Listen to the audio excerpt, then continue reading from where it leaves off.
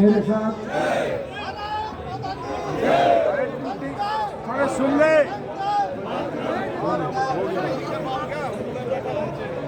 मेरे साथ बोलिए, भारत माता की वंदे वंदे। आज यहाँ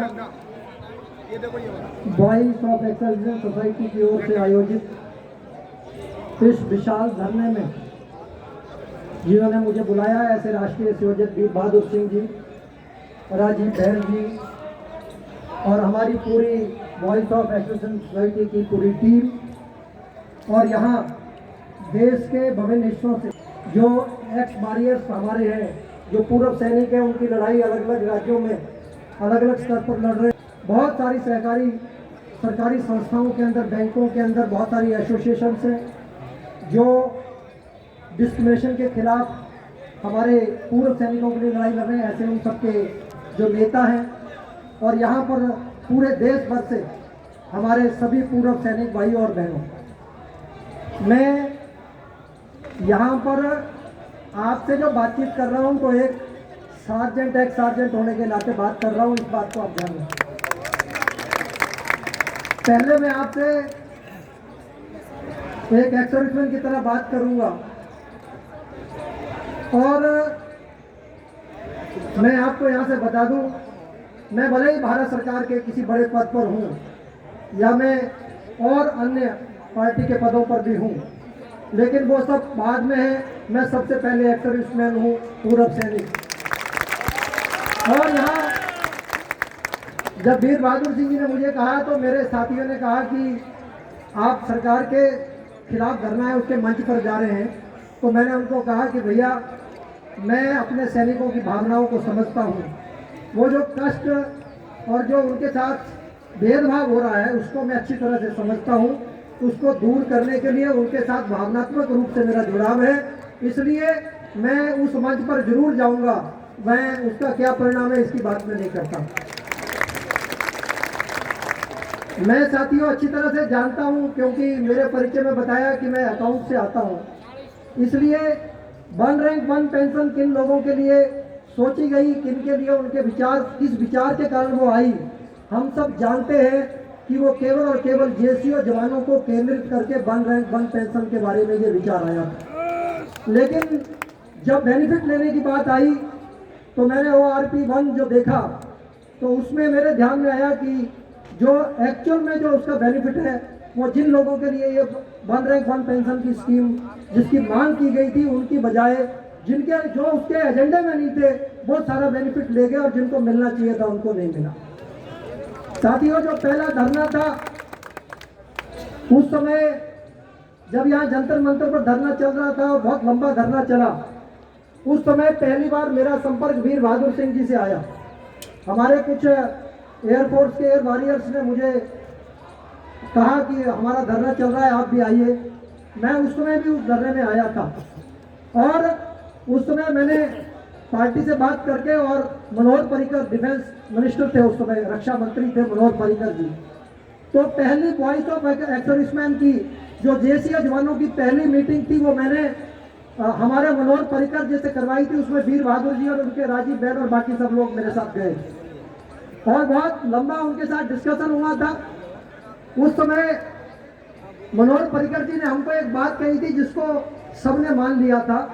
मनोहर पर्रिकर जी ने कहा था कि वन रैंक वन पेंशन लागू करना हमारी प्रायोरिटी है, और कुछ एनोमलिटीज इसमें पे कमीशन की वजह से हैं, तो पहले हम वन रैंक वन पेंशन हमको लागू करने दीजिए, और जो एनोमलिटीज, जो भेदभाव कहीं अगर है पे कमीशन के स्तर पर है, बहुत सारी समस्या उसके माध्यम से हम हल कर सकते हैं, तो वो हम पे कमीशन के टाइम पर उसको वापस ठीक करेंगे। उसके लिए हमको थोड़ा समय दे दो, लेकिन अगर आप पे कमीशन वाली एनोमलिटीज को बेट करेंगे तो हम वन रैंक वन पेंशन को दूर तक लागू नहीं कर पाएंगे। एक बार इसको लागू करके इसका सुधार करेंगे। तो ये बात उन्होंने कही थी उस समय, और हमको भी वो तार्किक लगी। और मनोहर पर्रिकर जी बहुत ही सज्जन हमारे नेता थे और रक्षा मंत्री थे, उनकी बात पर हमने भरोसा किया। और उस समय आपको ध्यान है कि वो धरना विड्रॉ किया गया था। उनके आश्वासन के बाद हमारे सभी जेसीओ जवानों ने जो है वो धरने को विड्रॉ करके उस समय सरकार की बात मानी और वन रैंक वन पेंशन लागू हुई। लेकिन मुझे दुख इस बात का है कि जब वो टेबल बाहर आई और उस टेबल को जिस तरह से प्रकाशित किया गया और उस टेबल में जिस तरह से उसको लागू किया गया, उसमें बहुत बड़े स्तर पर भेदभाव किया गया।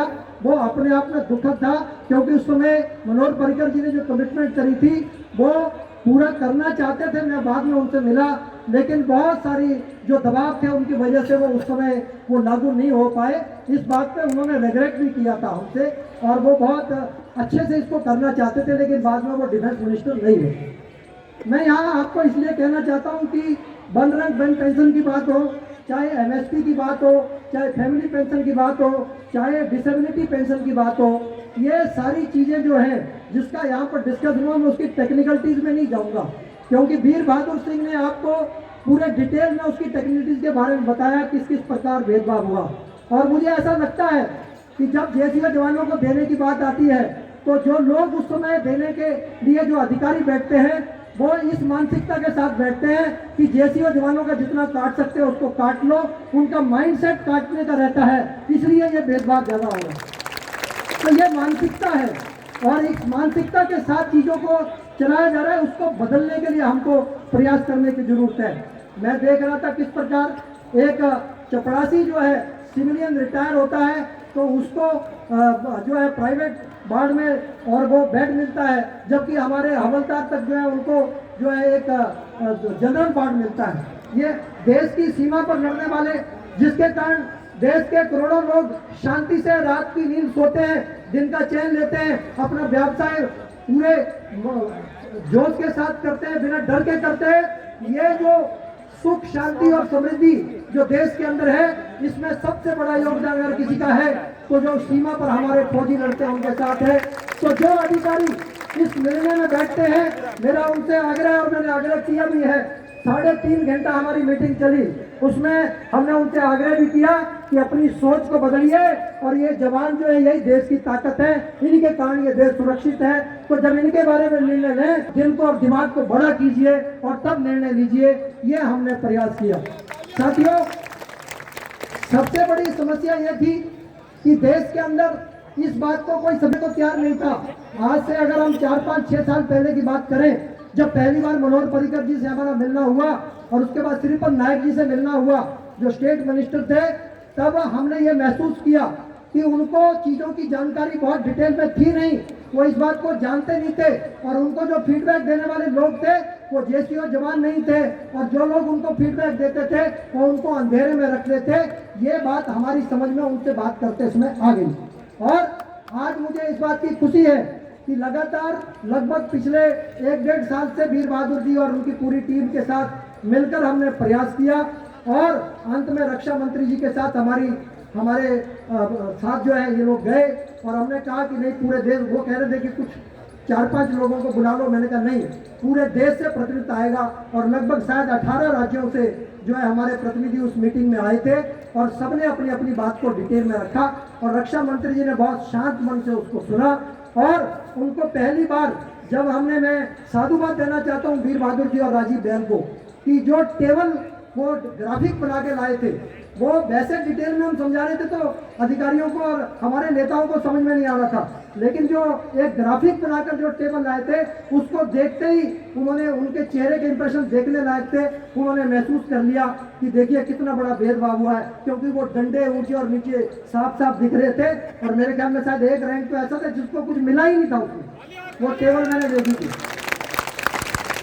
नहीं ऑनलाइन रैंक नहीं था, शायद हवलदार था, सूबेदार, हाँ, उसको तो कुछ मिला ही नहीं था। तो बड़ा आश्चर्य हुआ उनको, और उन्होंने उसी समय जो है सेक्रेटरी को इंस्ट्रक्शन दी, और उसके बाद हमारी मीटिंग हुई। उस मीटिंग लगभग 3.5 घंटा चली, और जैसा वीर बहादुर सिंह जी ने बताया कि एक एक मुद्दे पर डिटेल्ड आधा घंटा 20-20, 25-25 मिनट डिस्कशन हुआ, हर बात को डिटेल में समझा, कागजों के साथ उनको दिखाया गया किस प्रकार सरकार के अपने ऑर्डर्स को बाईपास करके जेसीओ जवानों के पे फिक्सेशन और पेंशन फिक्सेशन के अंदर जो है अपने सरकार के ऑर्डर को बाईपास करके अधिकारियों ने वो काम किया। जो लोग भी उसमें शामिल हैं, मैं नहीं जाना चाहता उसमें, लेकिन वो हमने देखा डिटेल में, और पूरा डिस्कशन हुआ। और मैं आज आपको बड़े ईमानदारी के साथ और बड़े विश्वास के साथ कह सकता हूँ कि आज कम से कम सरकार ने इस बात को सैद्धांतिक रूप से स्वीकार कर लिया है कि हमारे जेसीओ जवानों के साथ भेदभाव हुआ है।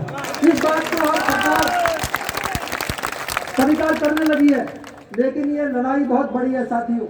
आप देखिए, दुनिया के अंदर ये एकमात्र भारतीय सेना एग्जाम्पल है जहां पर आरक्षण एलीट क्लास को है, जबकि आरक्षण डेप्राइव्ड क्लास को मिलता है। लेकिन डेप्राइव्ड क्लास को मिलने की बजाय एलीट क्लास को आरक्षण दिया गया।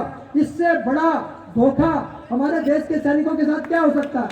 जो हमारे सेना पर बर्फ के अंदर -डिग्री टेम्परेचर में लड़ने वाले हमारे जवान जो फ्रंट में खड़े होते हैं, उनके साथ ये बहुत बड़ा भेदभाव है। क्योंकि मैं स्वयं उस पीड़ा को समझता हूँ, इसलिए मैंने उस बात को महसूस किया है और मैं आपके साथ उसको शेयर कर रहा हूँ इस मंच से कि हमारी लड़ाई जारी है। लेकिन हमारी लड़ाई बहुत मजबूत लोगों के साथ है। आपको बताता हूँ, वो बहुत ऑर्गेनाइज्ड है, वो आपसे ज्यादा ऑर्गेनाइज्ड है। मुझसे जब हमारे वॉइस ऑफ एक्सर्विस सोसाइटी के साथियों ने जब मुझसे बात करी तो मैंने उनको कहा कि ये बहुत लंबी लड़ाई है। अगर आपको सच्चे मन से इस लड़ाई को लड़ना और जीतना है तो आपको उनके साथ ज्यादा, उन जो आपके सामने है, जिनके खिलाफ हमारा संघर्ष है, उनके खिलाफ आपको ज्यादा ऑर्गेनाइज्ड होना पड़ेगा। आपकी वॉइस वैल्यू ज्यादा होनी चाहिए। तो आज मैं आपसे केवल ये पूछना चाहता हूँ, मैंने सारा इसको देखा है, जो बहुत सारे इश्यूज हैं, सर्विंग के भी हैं कुछ इश्यूज जो हमने डिस्कशन किए, जैसे P10 वाला इश्यू है, फॉर्म 10 वाला, सेवादारी वाला, उस पर भी डिटेल डिस्कशन हुआ है। सेना में बहुत बड़े सुधार की आवश्यकता है, इस बात को हम भी महसूस करते हैं और मुझे खुशी है कि आज सरकार भी उसको महसूस करने लगी है। तो साथियों, मैं आपसे एक बात कहना चाहता हूँ, क्योंकि मैं यहाँ एक एक्स सर्जेंट के नाते आपके साथ खड़ा हूँ। आप सबसे मैं पूछना चाहता हूँ, आप इस लड़ाई को जीतना चाहते हैं कि नहीं जीतना चाहते हैं? एक बार फिर मुझे बताइए, इस लड़ाई को सच्चे मन से लड़ना चाहते हैं कि नहीं लड़ना चाहते हैं? इस लड़ाई को जीतना चाहते हैं? तो इसके लिए हम सबको मिलकर मेहनत करनी पड़ेगी। मैं सरकार के स्तर पर करूंगा, लेकिन नीचे राज्यों के स्तर पर एक्स सर्विसमैन के बीच में आप सबको मेहनत करनी पड़ेगी। मैंने वीर बहादुर जी से कहा है कि केवल दिल्ली में लड़ाई लड़ने से नहीं होगा, यहाँ से जाने के बाद जो राज्यों के हमारे प्रतिनिधि हैं, ऐसा ही कार्यक्रम हर राज्य की राजधानी में होना चाहिए और गवर्नर जो वहां का है उसको इसका ज्ञापन सौंपना चाहिए।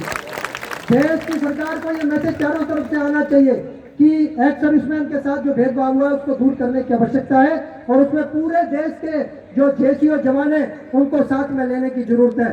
तो मैं आपसे आज यहाँ से आग्रह कर रहा हूँ कि वीर बहादुर सिंह जी के साथ और हमारी उनकी जो पूरी टीम है वॉइस ऑफ एक्सर्विस सोसाइटी के साथ, उसके साथ कंधे से कंधा मिलाकर आप संघर्ष करने के लिए तैयार हो जाइए। बोलो तैयार हो? वीर बहादुर सिंह का पूरी ताकत के साथ साथ दोगे? ये जहां भी बुलाएंगे आओगे? जो भी आह्वान करेंगे करोगे? अगर आप सब इनके साथ कंधे से कंधा मिलाकर कर देंगे, ध्यान रखिए हमारी एकता कहीं भी टूटी हुई दिखाई नहीं देनी चाहिए। हमको संगठित दिखना चाहिए, संगठित होना भी चाहिए और दिखना भी चाहिए।